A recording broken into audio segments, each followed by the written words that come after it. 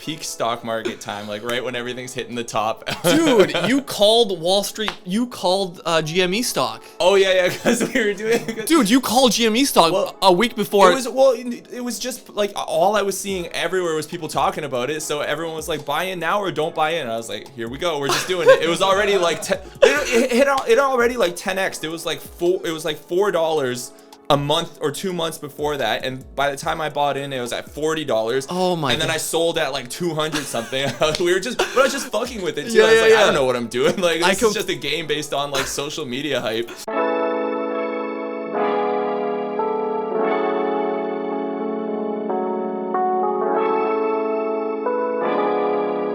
You're listening to Bought with Nelly.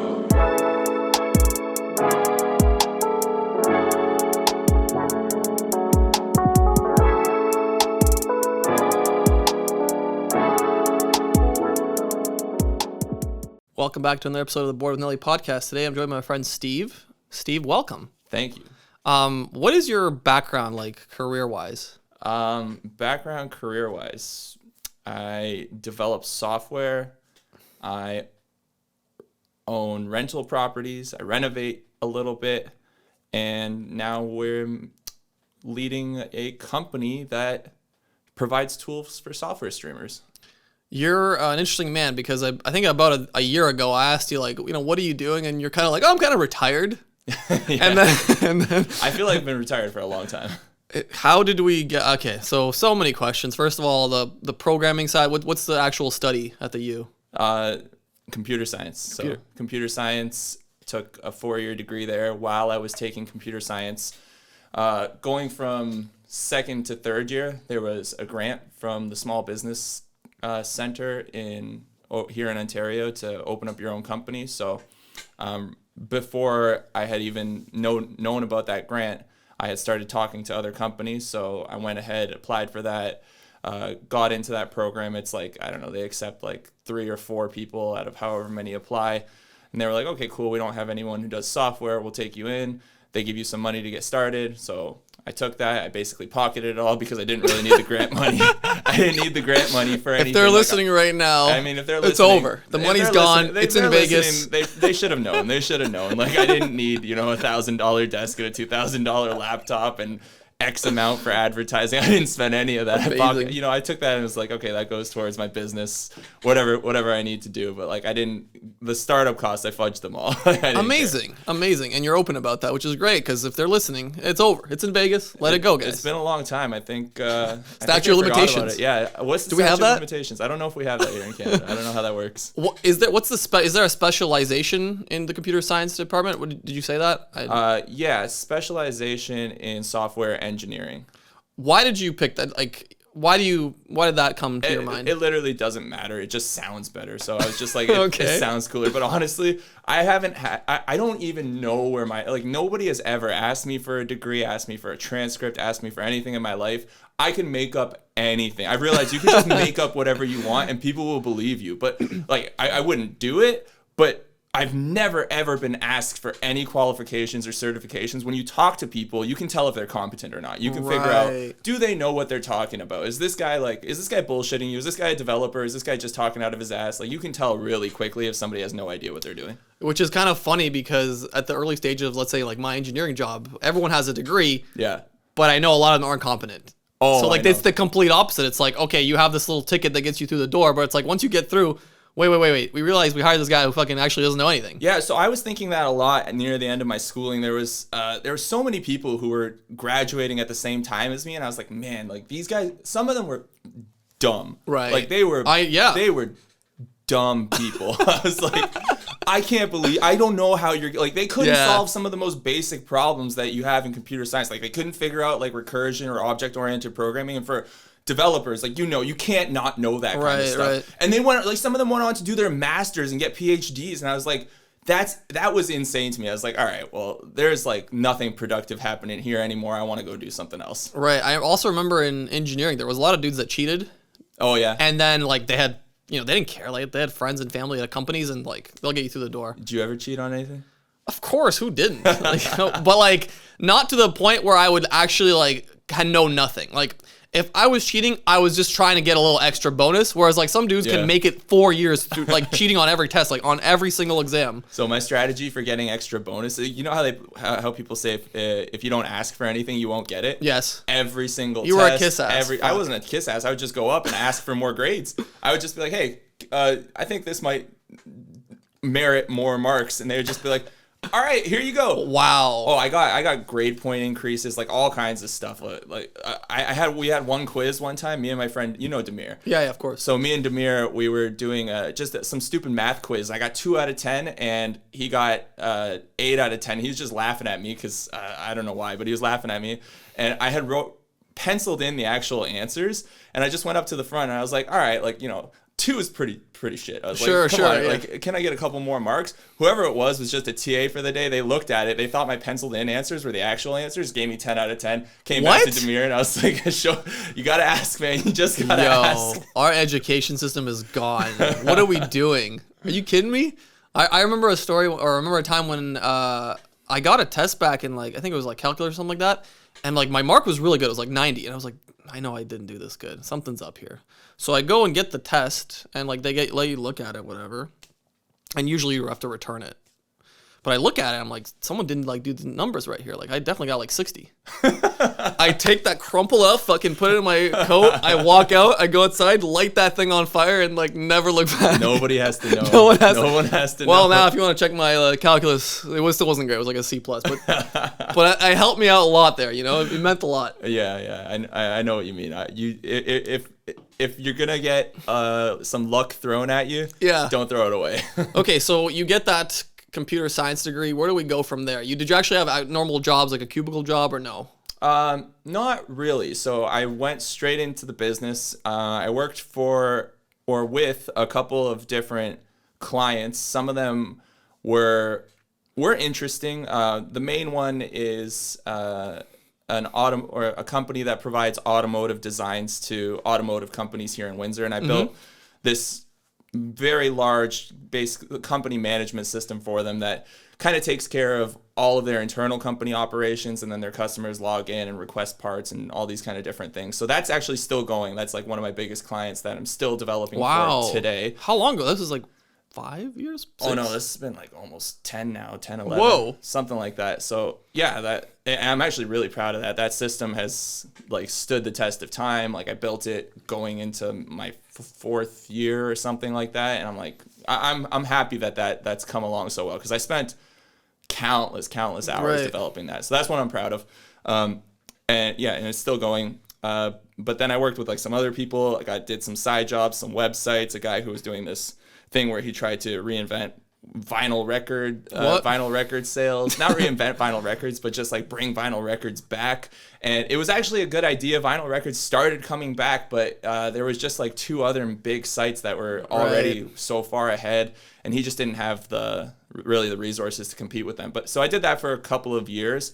Saved up a bunch of money and wait, sorry to interrupt you. It's contract work. You just did it like when you show up to an actual place, or did you just do it from home? I've always worked remote. Like you figured it out so long ago. Oh yeah. I told you I've been retired for a long time, man. God damn it! I told you I've been retired for a long time. Well, what gives you that fucking confidence to just say like, whatever, I'm not gonna take that? Because you easily, with your degree, could have gotten a cubicle job at 100K and just never fucking cared, right? Yeah, I don't know. I just never. I always felt like school was like a really annoying responsibility where it felt like we both have foreign parents, so you feel the pressure to kind of finish that off and impress someone. And then when I was done that, I was just like, all right, I don't want to play like this responsibility game. In fact, what I wanted to do was eliminate as much responsibility as possible. So that was kind of my goal for a little while, was just to be able to eliminate anything that I didn't have to do. So I also wanted to work for myself. I didn't want to go into places or be obligated, like be on a someone's schedule bitch. for anyone. Yes. Yeah, I didn't want to be on a schedule for anyone. And now I like being on my own schedule. It took a really long time to kind of discipline myself to get to a point where all of those things that you get from an actual work position, you do to yourself, but it's voluntary now. It's not forced. And maybe a little bit more structure would have been good for me at the time, but I was done with any rigid structure. And I was clever enough to be able to not have to continue doing that because I had enough opportunities. And I've never been a person to really care about money or being flashy or having like really nice things. I mean, it's not like I don't do well, but I just don't care about. It won't motivate you, right? Yeah, it doesn't motivate me in any way. Like a nice car is just a car. Like I don't think about it in that way at all. So I knew that didn't mean anything to me. So I just went for the other route of, instead of going for money, going for freedom. So you can pick a number of different things that you can have, but you can't have them all. Right. It's an interesting journey because you're not really taught that in school. You're taught to use that degree to leverage a job, whereas you're using that degree to leverage your own kind of freedom and whatever you want to do. Exactly. You can do it with a job as well, but some of the jobs don't let you do it. So it really depends. If you get into a good place and you do have the nice work-life balance and it does pay you well, then all the power to you. But not a lot of places offer those opportunities. And if you want to just have the ability to get drunk 5 days in a row and go party with your friends when you're 23, 24, right, or go to Vegas for 2 weeks or do whatever you want, that's the kind of stuff that you can't do with a company. So if you want the ultimate freedom without the responsibilities, you got to do it on your own. Right. And so how many people really reach that? It seems like well, now it seems like it's actually growing. Before it seemed like you're a crazy person if you told someone, yeah, I'm not really going to do anything with that degree, like job wise and in terms of actually going and getting benefits and all that shit. I'm going to do it on my own. I'll figure out how to do it. Yeah. The age of being self-sufficient is increasingly upon us now because the opportunity to do something like a high-level podcast is a big media production that you dirt can do cheap right when you now. got a friend that has all the equipment and he doesn't ask for anything except beers. It's actually amazing. I mean, yeah, I guess just the cost of beer, that's amazing. Have a beer, Seek. Don't be shy. So the key there is to meet good people. Figure it out. Yeah. Well, I mean, that's always a key, is building like good mutually beneficial relationships. Right. Mutually beneficial relationships is something that I didn't really think about a lot earlier on, and then I started thinking about it more and more later, because I was always like, all right, I'm just gonna, I want to do these jobs, but I don't want to really rely on anybody, and I don't want anyone to rely on me because I didn't want to have that responsibility. Right. So that was a big thing that changed later on. I started adopting more responsibility and accepting that as kind of like a growth thing, and finishing up my 20s and being done like partying, going on massive vacations and all this stuff. Right. Not that I'm not done that, I just got back from Thailand, but he says that as he just came back from a 4-month long vacation. What a lie. Say that as I come back. What a lie that is. My God. Geez. But yeah, I mean, that's how it goes. One guy on the pod said to me, your net worth is your network, which I didn't really think about for such a long time, but like it makes sense. The more people you know, the more opportunities like you present, right? So any skill that you have that you can solve someone's problem is such a powerful tool, and especially with like computer science or anything like that, that's so in demand. People are always looking for someone to, solve those problems. Yeah, I agree. There's, I think that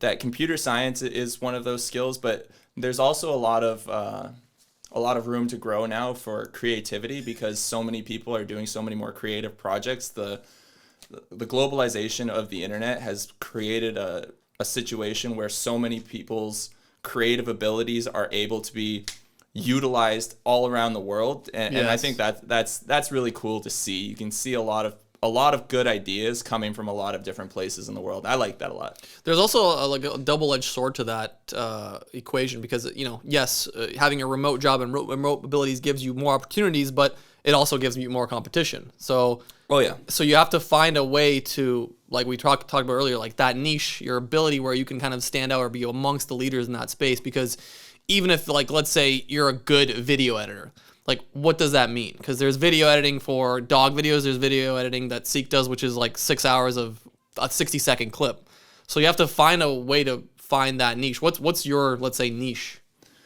I don't know specifically what my niche is. I think that's a tough one, eh? In terms of software development, I'm pretty okay rounded. I don't think of myself as a great software developer. Like we have a guy on our Warp World team, and his name's Ross, and now this guy is like the most well-rounded developer I know. Like I can throw anything. Like I was telling you about that scraper I was making to grab email addresses earlier.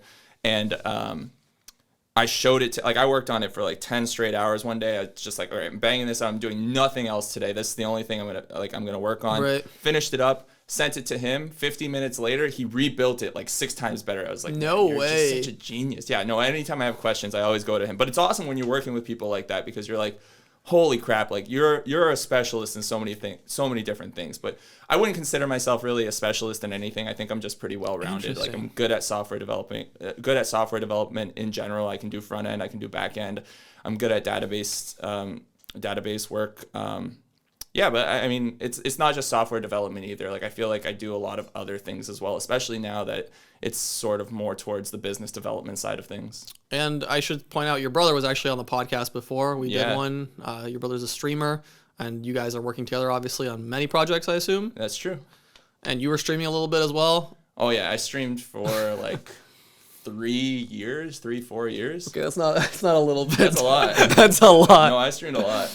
I remember I tuned in one time. We're trying to figure out where to invest. Like, I was literally just figuring out investing for the first time, and we're talking with the stupidest fucking shit on there. That was hilarious. I'm like, can you look up the stock, bro? Like, I don't understand what's going on here. He was like, okay, this is the dividend payout for this one. I'm like, bro, one step at a time. That was hilarious. It was like peak stock market time, like right when everything's hitting the top. Dude, you called Wall Street. You called GME stock. Oh yeah, because we were doing. Dude, you called GME stock a week before. It was just like all I was seeing everywhere was people talking about it. So everyone was like, buy in now or don't buy in. And I was like, here we go, we're just doing it. It was already like it already like 10x. It was like $4 a month or 2 months before that, and by the time I bought in, it was at $40. Oh my! And then God. I sold at like 200 something. I was just fucking with it too. Yeah, I was like, yeah. I don't know what I'm doing. Like, this is just a game based on like social media hype. I completely like erased that memory out of my mind for some reason, but now I remember it so vividly. I would tune into a stream. You were on like Wall Street Bets, and I was like, "What is this?" He's like, "Oh, it's like some fucking bros betting on shit, losing money, YOLOing money." I'm like, "Oh, that seems stupid." Like, what are they gonna do? Like, these guys seem like fucking idiots. Just like a little backdoor like lobby. Literally like 3 days later, Wall Street Bets makes fucking GME stock go to 250. I'm like, oh my god. I remember you like, oh, Steve's buying in at 40. I was like, it's too fucking late, Steve. 40's like, yeah, you're missing. Well, it was. I mean, even 40 is too ridiculous. I mean, but that stock doesn't have. That's like. That was a random one-off. That's what's it called? That's like Tulip Mania, where people still haven't forgot that it's Tulip Mania. It's insane. So, okay, if you finish university, you start getting some contract work, working for a bunch of different people. Where do we go from there? Live at home, save up a bunch of money, buy a fourplex. For condo, what's fourplex? Fourplex, a 4-unit apartment. Oh, 4-unit apartment, okay. Then before the boom, I assume. Before, yeah. Well, my God, bro. What the fuck? You got the, what's the next one? So, then a month later, I had to do this a little tricky style. I was already maxed out on my leverage for what my loan would have been based on my personal income. The max amount I could get loaned to me was for my personal income. But they weren't taking into consideration the income that was coming in from the fourplex yet, because I had just got it. So they need to see 2 years. The banks need to see 2 years notices of assessments to give you that as okay, you've been making this income for this long. This is fine. This is stable. So I got a job working with. It was a contract job, and this was one of the only 2 times I went to an office, I think. Okay. So it was like a 3-month thing. And I went to the CEO and I said, okay, look, I just need you to give me this offer letter saying, because he's like, yeah, I was like, I need you to give me this offer letter saying, like, Steve's working here for this much. Yeah, more for the bank loan. He's like, a full-time position was offered to him. So I showed that to the bank, and the bank's like, all right, well, we can give you some more money. So right after I bought the fourplex, I bought my house down the street, and then I rented out because I moved into one of the units. And I just figured out it was cheaper to... Yeah, why do you need a house, right? Like, I'll just live in like a smaller... No. I left the unit and then moved into the house because it was cheaper to pay... The mortgage on the house was cheaper than the rent at the unit, and the house is a duplex, so I was making more money. You're a fucking monster. Well, so that's like... And then I didn't have to do shit if I didn't want to. Like, I didn't have to do anything. That was like early. That's why I say... What year was that? Fuck. 2013. Oh my God, bro! Right, That's probably like quadrupled in value already. Oh yeah, everything's stupid. Like I don't even look anymore. It doesn't. Oh my god. Are you okay, this is a conversation I was having with someone else. Are you worried that the crash is coming soon or that some sort of recession is coming? I'm not worried. I'm anticipating it. Like You're excited. I'm looking forward to it. Just an opportunity to buy more, you know? Like the people are really overstretching themselves. I think I think everyone kind of forgot what their lifestyles and their spending habits were like back when they were allowed to do things. Like the amount of people, you know, which one I think about a lot that not a lot of people consider. How many people have lost how much money at the casinos? And all that money is just like going back into houses or into renovation projects. That's all that extra income went into for the last couple of years was all into renovations, into rental properties, into investments. Like you can't even find a place anymore that's not fully redone. Like to find something that's like a fixer upper is pretty difficult because everyone's been doing fixing upping for the last 2 years. So I don't know. I think in Canada it's crazy. Like who's gonna? I wouldn't like if I didn't have something here right now. And it was an opportunity to buy, there's no way I would pick a Windsor house for more money than a California house. Preach. Like I would just never do it. I would leave the country right away. Okay, this is a bigger topic that I'm sure people are fucking annoyed that I bring it up every time. But it's a big trend. I think it's moving in this direction. I'm just curious what you think. So as we're seeing more remote jobs pop up, we're also seeing the counterculture. Oh, bosses don't want you to be, working remote. The other people had a little taste of remote. They don't want to go back. So you're going to see a lot of resignations, which I think long-term will continue leading to more remote jobs. I think that's a standoff, but slow growth over time. So what is going to happen, which there's a book, which I still haven't finished, but it's called The Sovereign Individual, basically talks about the shift that countries will have to make in order to retain people. Whereas before, where you're at is kind of where you're stuck at. Your job is there, your family's there, blah, blah, blah. You can't really leave easily. Mm-hmm. Now, if me, let's say hypothetically, my wife have a remote job, what is keeping me living in Windsor, Ontario, paying the outrageous fees that come with living here, as opposed to any other place in the world that could be just as nice and like 1/4 the price? I agree. Well, I saw it a lot in Thailand. Like there was a lot of freelance or like a lot of expats. Yeah, a lot of expats, but also just people who were I met. There was this one girl specifically that I remember. She is from Detroit and she works for a nonprofit fundraiser. She went to Thailand directly before COVID. All of her work's in Detroit, but it was all remote once COVID started. So she stayed there for a month. And then just hasn't left and is still living there with her Detroit salary at a fraction of the cost. Disgusting. She lives in a villa for like $300 a month. I know Thailand. Yeah, Thailand. You can get a sunset villa for like $400 a month. Inflation's hitting there too, but you're right. You can. All right, let's talk. Okay, enough of the boring stuff. Tell me about Thailand because I've also been there. I loved it. It's really nice. I didn't really think about living there, but now looking at the prices here, anywhere on the planet looks better than here, to be honest, if I'm being truthful. The prices are getting crazy. I mean, yeah, no, like you said, I know people here, like friends who are also considering like, okay, time to start looking elsewhere because there's no opportunities. Right. But yeah, Thailand, it was the ability to get out of the winter was what I wanted the most. And the second that I got there into the sunshine, I was just like, oh my God, this is really, I understand why people. The mood changes. There's something about everything changes. Like I was instantly feeling 10 times better every single day. That I don't want to go through that season, but that's what I'm going to do soon is just find a place, whether it's in like anywhere. You want to come Spain? Yeah, whether it's Seek is now hearing this for the fucking 8th time. Yeah. Me convince a guest to go. I'm just waiting for a visa. But come on down. Come on down. I mean, 9 months of summer, relatively low cost of living with a lot of like Thailand is great because it's very on the outside and it's like a fraction of the cost. However, I feel like event-wise and stuff to see, if you haven't seen a lot of Europe, you can't really go wrong with like either Spain or Portugal, even Malta, like any of these like You sound excited. Dude, I am hanging on by like a fucking thread. Like I am checking my email every morning. I refresh like 8 times from the embassy. Seek, you gotta write like some preemptive letters in case this goes bad for him. Just stuff to keep his head up. Dude, I'm gonna be devastated. Honestly, I'm gonna jump off the Ambassador Bridge if he's gonna get the letter. You're gonna be like, okay. The amount of times I've heard about this, I think I already got stuff ready to go. Like, for sure. He has enough. Yeah, he has enough material to work with. Wait, no, escaping the winter is actually like insane. Like the mood difference. Like I don't know, the happiness. If you don't care about money, like you said, then 6 months of the year here, you're kind of miserable. Yeah. Right? Like there's no escaping that, is there? The only thing that was, especially when COVID hit, that we couldn't play basketball anymore. Like, yeah. Oh my God. Not being able to be active in any way.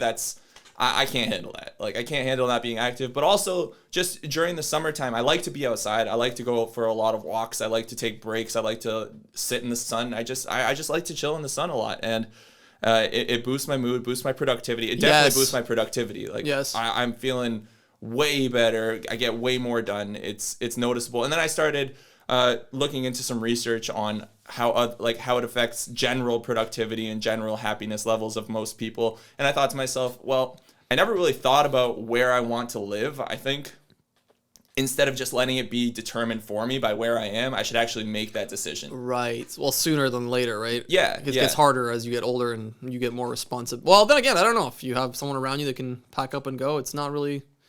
I don't know. I'm interested. Yeah, it's true. I mean, if you want it, or if you're looking to act, if you're not scared of making changes, you can do whatever you want. Like right, and a lot of people who are competent enough, they can just go ahead and do anything they want in any part of the world. Like they'll find opportunities. Right. Not everyone can do that, but I think that there's a decent enough amount of opportunity within this world right now where I'm very confident, to be able to go anywhere and be well off without having to worry about it. But that being said, I don't want to leave Windsor completely because there's a lot of friends and family around. I just don't want to be here in the winter. Yeah, that's fair. Okay.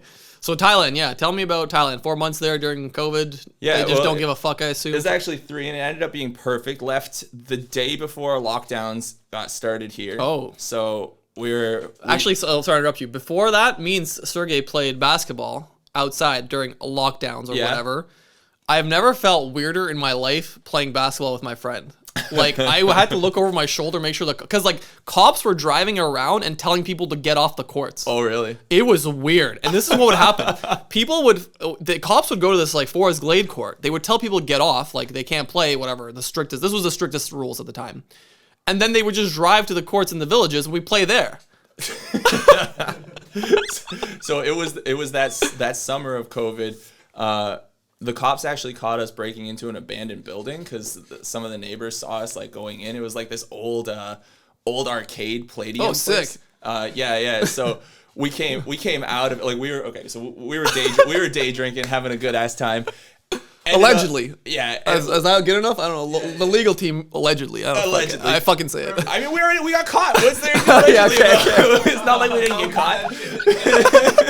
So we were drinking at my house. We went out for a walk, stopped at the LCBO, got a bunch of beers and some Fenshu. And then there was apparently this cop who was trailing us from the LCBO. And I'm like, there's no way they trailed us because we went through a lot of alleys. We were just having fun, being goofballs. And then we see this opportunity to go into this giant empty building. We get in there and then we walk out. And honestly, I cannot believe how many cop cars were available. There was... Oh, this was a raid, an FBI raid.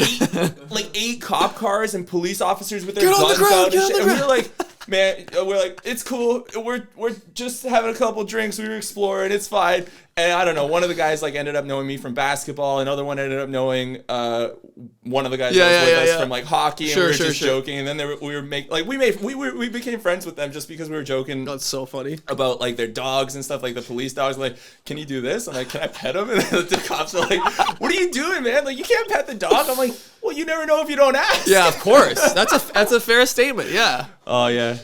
So that was recent. I can't believe they sent that many cops. I had tenants stab each other and that many cops didn't show up. What? Yeah.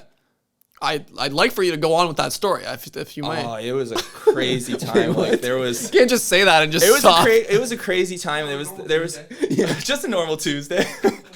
There was how did it go? There was a tenant and her boyfriend lived in one upper unit, and then there was another tenant who started stripping, and she lived in the unit across from her, and they were in both upper units.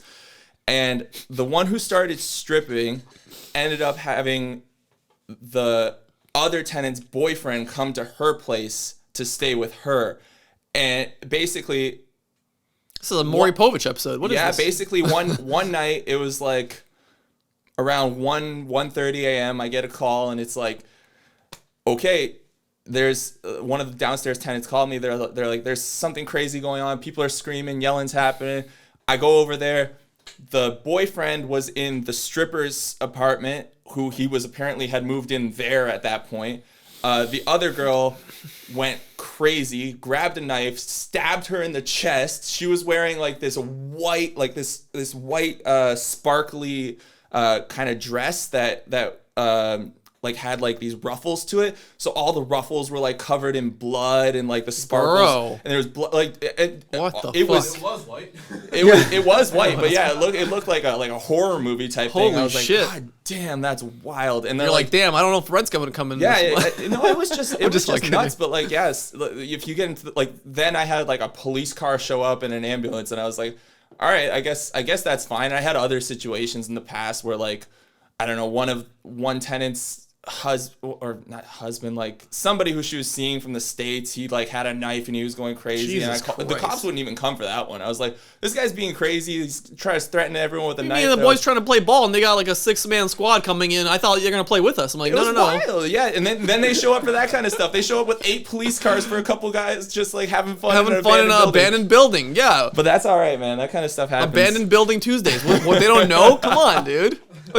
That's when I started hearing like all that, like all of the people saying defund the police. I was just like, man, they're I don't know if already that's not the move. Funded. Yeah, but they're that's not not funded. the move. You wait till you need them, and they're like, we don't have people. Like Detroit knows what that's about. That's a wild. Yeah, those are wild people. I don't even want to go into those idiots. All right, Thailand. We got sidetracked like 3 times. We got Thailand. sidetracked How was like Thailand? 3 times. All right, Fuck. We went to Thailand. Let me give you a quick rundown of how that went. So we went right at the beginning of COVID.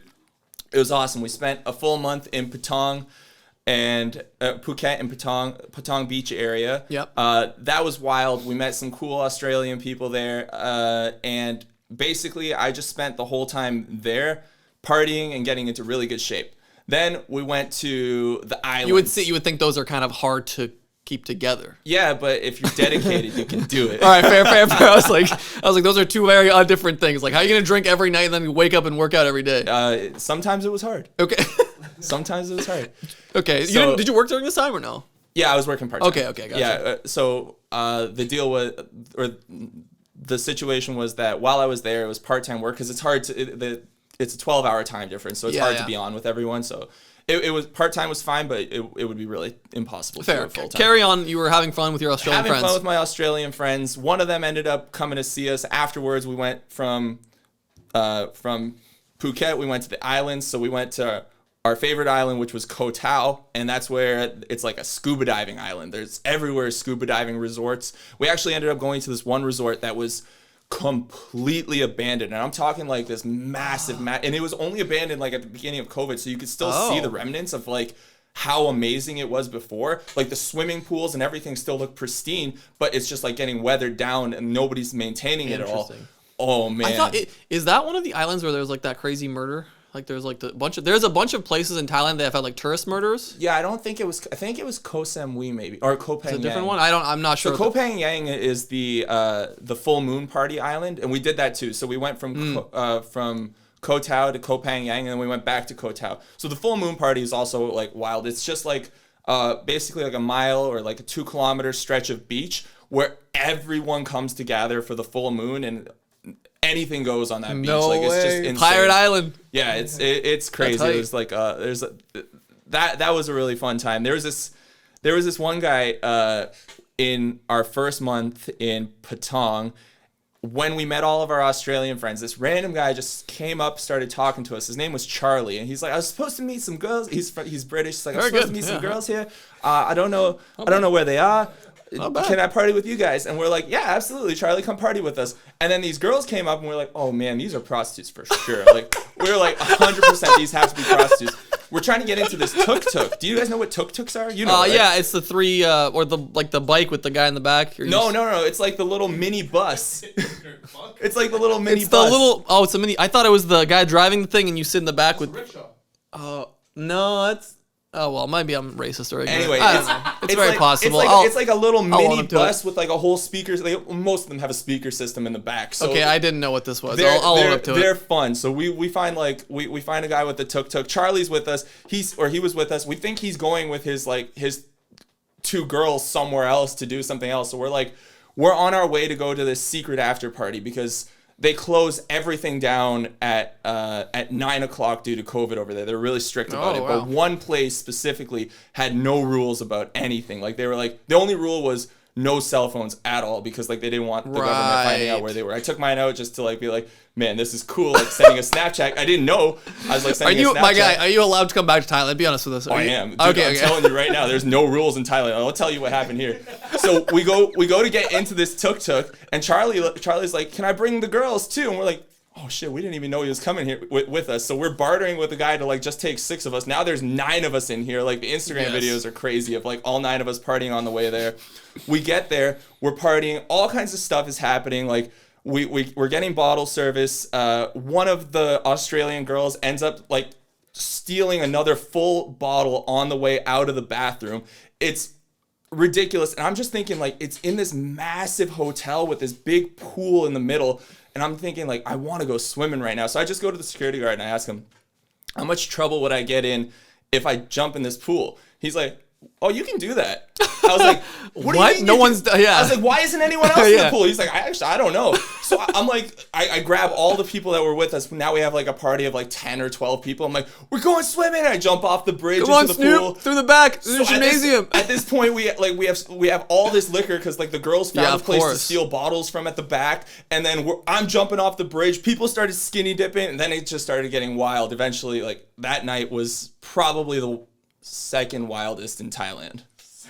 Damn, and many people's that'd probably be a number 1 in their lives. Yours is not even a top. Yours is not even the first one in Thailand. Dude, the Australian guys ended up having a whole second night that I wasn't even a part of. One of the guys lost his phones. They went back to find his phone, and they ended up having an excursion that I can't even explain on this podcast because it wouldn't be allowed. We wouldn't. Okay.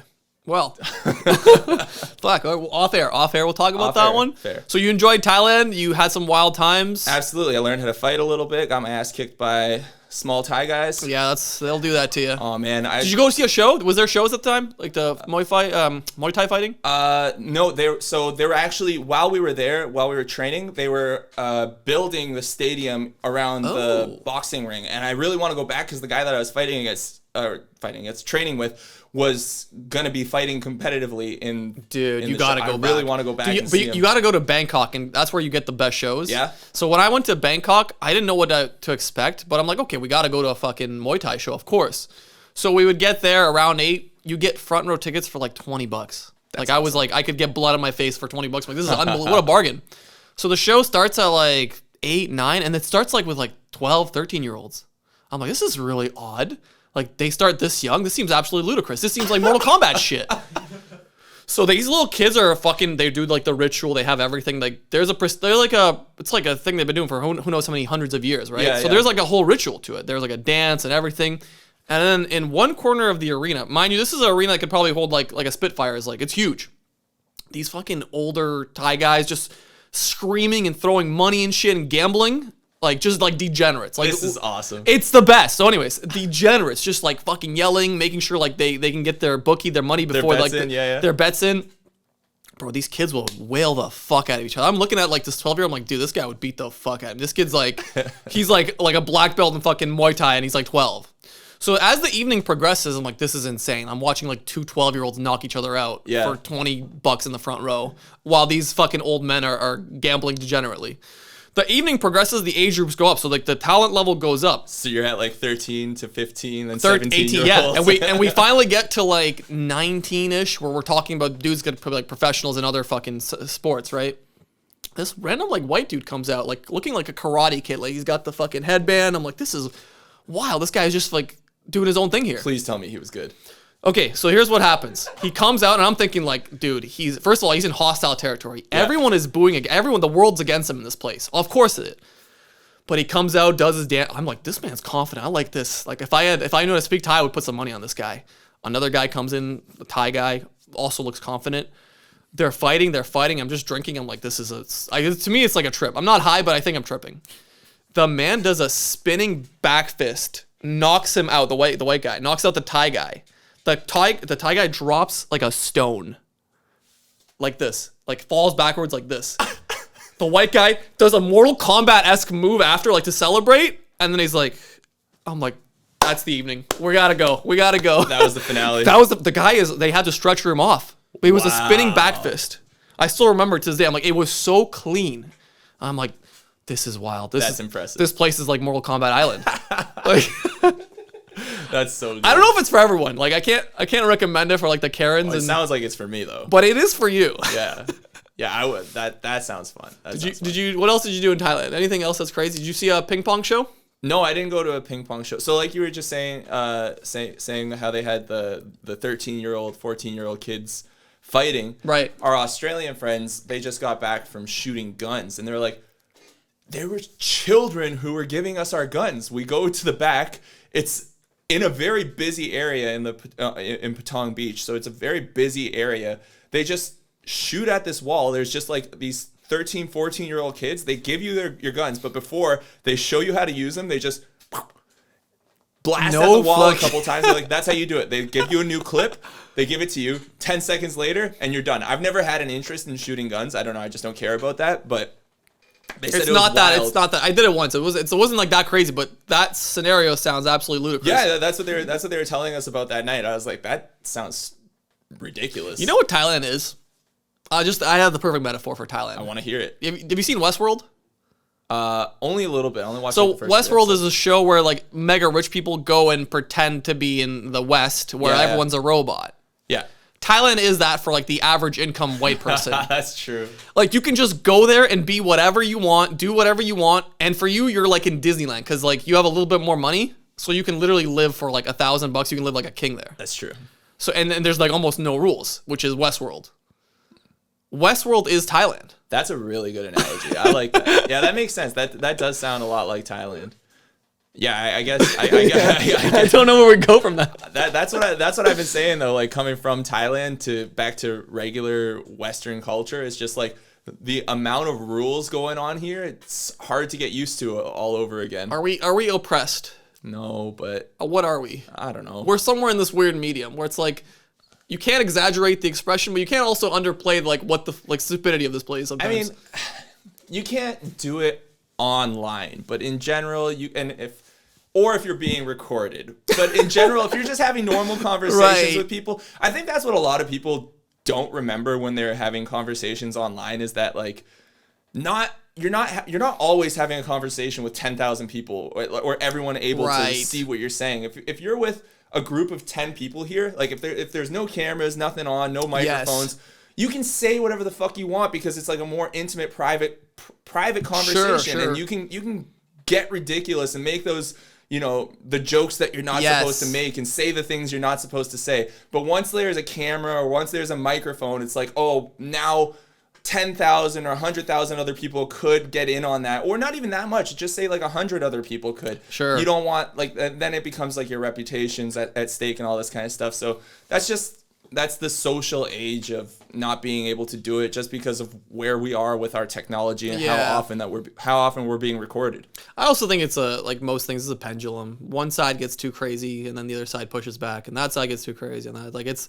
You can spend your whole day being pissed at the left or the right, and it's like at the end of the day, it's gonna swing back. If it goes too far one way, it's gonna come back. It always does. That was what I was most annoyed about, like at the beginning of or at the end of 2016 after the election. I was just like, oh man, like yeah, this extremism sucks, but yeah, I can see the other side of the extremism swinging right now. In a couple years, it's gonna be real annoying. Right. It reminds me of there was this South Park episode. I can't remember. It was like 6 years ago or something like that. And I forgot what the episode was about, but it was like extreme, I think, leftism or something, extreme racism. Uh-huh. And there's these two farmers. They're just like from a distance watching. And they're both like, just like very calm, like, yep, looks like we're doing this again. The guy's like, yep, how long do you think it'll be? And the guy's like, well, last time was about 6 years, so I'll give it about 6. I'm like, that's so perfect. Like, it is. You can get caught up in that shit. You can waste your whole day, and it's like, it doesn't mean anything. Yeah, and then you get like that small subset of people who stay like in their extremes, but everyone else kind of comes back to the middle, and they're not the middle, the median, and they're just like, oh, we're tired of this. Yeah, you get exhausted, man. It's like a job.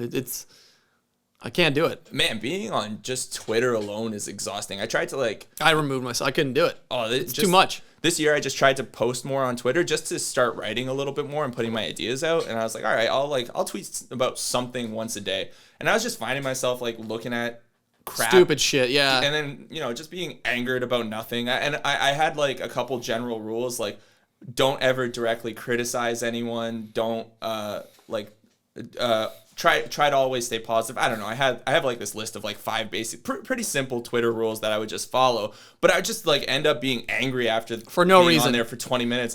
That was not worth my time at all. Well, I mean, if you think about what those algorithms really are, they're designed for you to do that because they know farming algorithms. It's actually really like common sense stuff, because if the algorithm is designed in a way, it's like, okay, this person is engaging with this. Fantastic. Let's give them more of that. And if you're engaging in mostly negative stuff, which human nature would, if you have 100 comments, you're going to answer the negative ones usually, or you're not going to notice the good ones. Well, yeah, you're going to notice the negative So they're just going to be like, oh, he loves to fucking argue with fucking Karens on the internet. Just send more Karens at him. And there's never a shortage of Karens that you can argue with. That's true. So, I don't know. Also, I guess we were talking about software stuff. What are you most excited about going forward? What are you working on right now?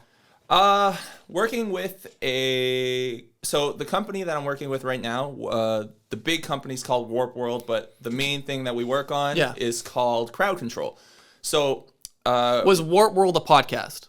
Warp World was a podcast. Okay. So Warp World did have a podcast. Damn, I didn't research that, Phil. I just know Mickey was doing that for a while. They did have a podcast for a long time. It was Grand Pooh Bear, Jakku, and Xwater, my brother Mickey. For people that don't know, this is like Mario community people. Yeah, this is Mario Maker. Well, maybe people know Grand Pooh Bear. He's pretty fucking huge now. All right. It's like he's actually getting massive. I can't believe. Oh shit. Okay. He just did a subathon where for every sub he got, it extended his the time that he would stream by an extra 60 seconds. I think he went for like 19 straight days. Like he would have to record himself sleeping because he got so many subs, and they wouldn't let it end. He had a sub every 16 seconds for 60 seconds. 60 seconds for 19 days. Yeah, so if somebody, let's say, donated 5 subs, that'd be an extra 5 minutes. Imagine how much money that is. I don't want to. It's a lot. Okay, I know the number. Congrats to him. Very high. Fantastic. Good. Let's not get sidetracked here. My God. What are you working on? So the main thing that the company works on now is a tool called CrowdControl, and it's software that lets the audience of a streamer interact with the game that the streamer is playing. So let's say you're the streamer. Yes. And you're playing Mario 64. I'm the viewer. I can send an effect to your game that lights your pants on fire. In the game. In the game. Not literally. I'm like, Jesus no, Christ. No, not literally. That's too good. Yeah, well, I mean, literally would be hilarious, but... that would be to write that Yeah, in the game, like lights your pants. Sick. Or I could inverse your controls, or turn it to like ice physics, or instantly kill you, or give you lives, all kinds of cool stuff. Damn, dude. You took my idea. I had this idea like 10 years ago, bro. Did you? That's... Actually, not really. Sort of. Not at all. I lied. I was going to say, that's a No, I had idea. No, mine was different. When I was starting doing like FIFA streams early, or FIFA content in the day, I was just like trying to, because the game got a little too easy for me. So I was trying to figure out ways to make it more difficult. Yeah. So I would set my own challenges depending on what happened in the game. Obviously, I didn't have viewers, so it's not like someone could come in and give me money to like. Bro, if you told me to do it if you were a comment in my video, I was like, sick, bro, I'm doing that. Guys, this video is a recommendation, so this is what you guys wanted. But no, it was like, I don't know, it got too easy. You asked and I delivered. Yeah, this is what the people wanted. Your benevolent God, Nelly, here with the content you asked for. No, it was much lower level. It was like if I conceded a goal, I would have to put my hands in ice for 30 seconds, and then I have to play like the next minute with my hands frozen. That sucks. Or like I'd have to play through like Elgato, which is like a millisecond delayed, Have you done any extreme ice bathing? No, I haven't. I'd like to. You want to come over? Like just me and you, or I got same tub? Game, bro. I I got a freezer in my basement that I fill with water and I do ice baths in it. Yo, if you stop that sentence at "I got a freezer in my basement" and "Do you want to come over?" I would honestly have way more questions. But I mean, you could clip that whatever way you want it. Take that out of context, ruin my whole Steve's career. companies right now, if you're listening. All right, yeah, I'm down. Actually, I'm terrified, but I'm in. No, so what I do is I have a bunch of, usually, well, we were doing it last summer, but then I left for Thailand. We stopped. We're gonna get started again. But on Sundays, we usually do a big group workout. Like there's like Ice bath Sundays. It's ice bath Sundays. So I have a gym in my basement, and then we do we do a workout, and then after the workout, hop into the ice bath, and then after that, we'll hop in the hot tub. Let's go. I'm in. Sounds fun, right? Yeah, I need a Sunday workout. I'm in. All right. There you go. We can record. That'd be a funny video. I'd shit myself. Not literally. But think about your favorite song, because you need something to really hype you up. So yo, I actually do have one in mind. Song is. Okay, good. It's actually a Spanish song. It's a Spanish song. Yeah, okay. it's fire. I know it sounds ridiculous. It's called Me Tengo Ir.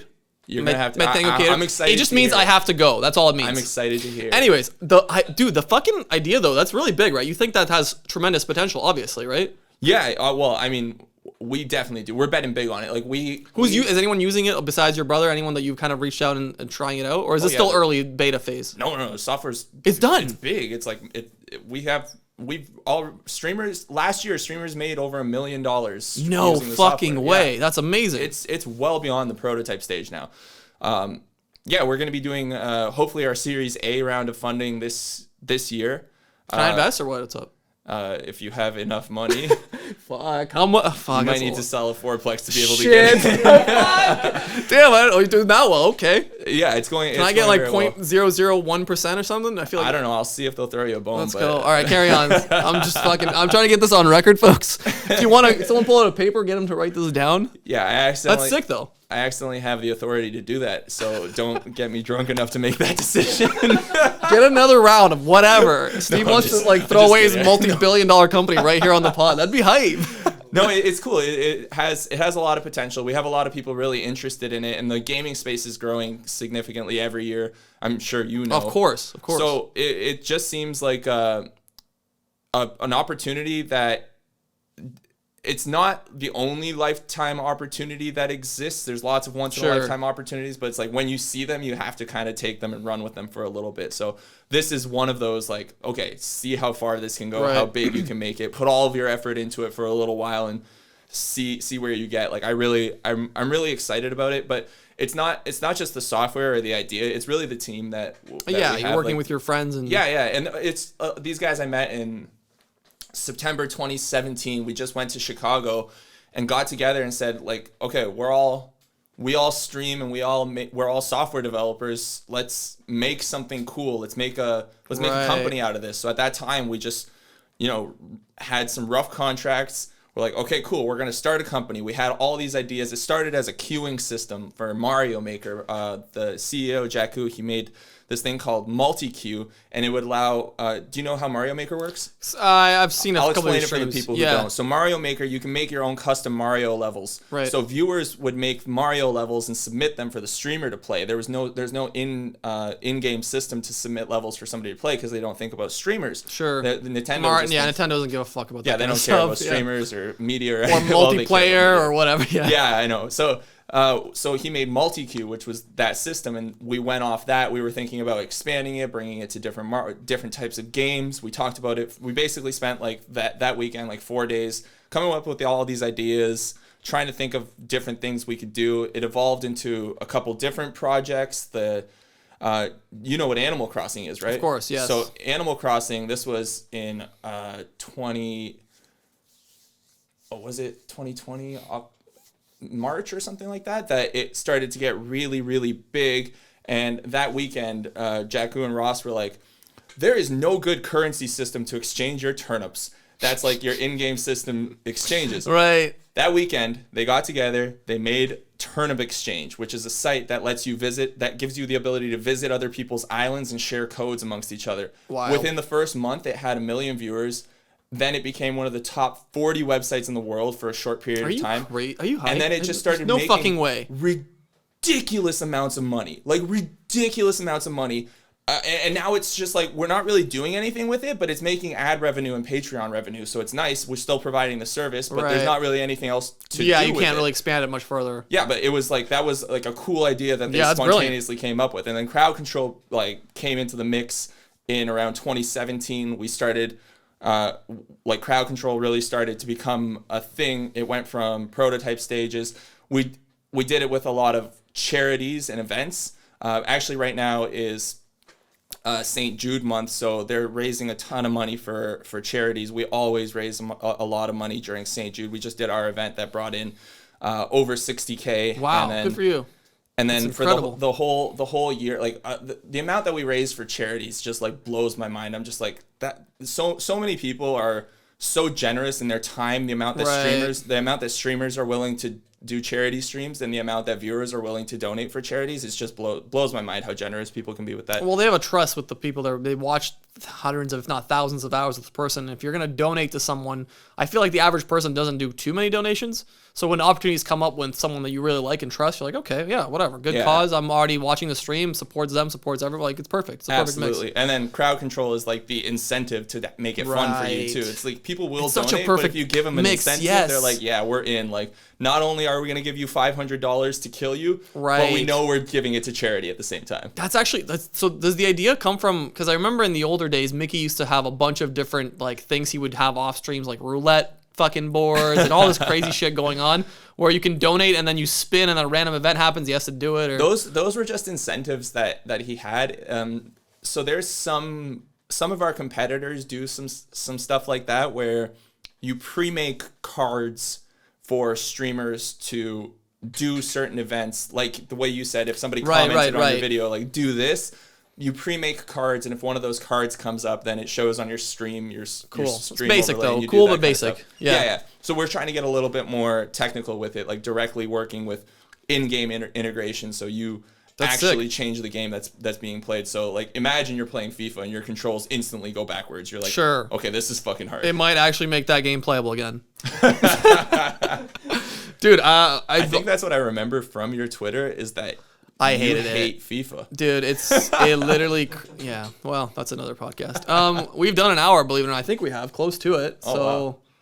Yeah, we'll definitely do this again. If I'm here, great, we'll do it here. If not, we'll do it remote. Sounds good. Because I want to hear more about the idea and where it's going to go from here, because that's really cool. Like, that's some next level shit. It'll grow. I have no doubt in you and your abilities to make that thing blow up. It's not. It's the other people, man. Oh, really? Okay. Well, I have no doubt in the team around you. I'm along for the ride, trying to steer the ship a little bit as well as I can. You're just trying to have 6 months in Thailand a year. You don't care what happens after. No, I'm actually so happy to be back though. Like getting back into the swing of things. Vacation for too long, it seems nice, but you get bored of it. It's a trap. It's a trap. It's like getting that Pirates of the Caribbean gold's little coin. You're like, oh, I can't die. And exactly. Fuck, I can't die. Fuck, I can't die. Well, thanks for coming on the pod. If you're plugging something, I don't know, socials, where are you on? Are you doing anything that? I'm not plugging anything. My name on everything is Navitz, Navetz. Okay. You can find me on Twitch. Mm-hmm. Oh, actually, if you like Dota content, you can check out my YouTube. Okay, beautiful. Navitz on YouTube. Beautiful. Thanks for being on the pod. Yeah. This was a lot of fun. Awesome. Thanks, man.